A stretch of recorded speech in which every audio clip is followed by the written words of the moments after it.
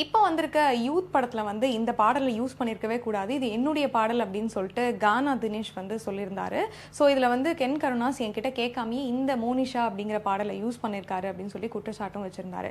என்கிட்ட கேட்காம இத்தனை வருஷம் கழிச்சு ட்ரெண்டான ஒரு பாட்டு எப்படி நீங்க வந்து படத்துல யூஸ் பண்ணியிருப்பீங்க அப்படிங்கிற நிறைய குற்றச்சாட்டுகளையும் முன் வச்சாருன்னு சொல்லலாம்.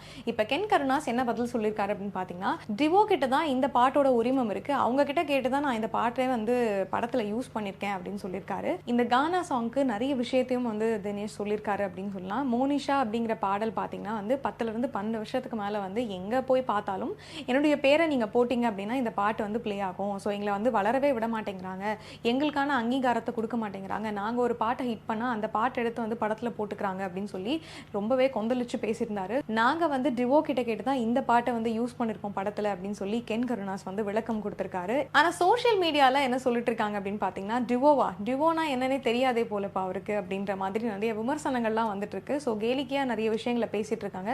இதுக்கப்புறமா இந்த பாடலினுடைய விஷயம் வந்து ஒரு முடிவுக்கு வரும் அப்படிங்கிற மாதிரி தான் இந்த விஷயம் தெரிய வந்திருக்கு.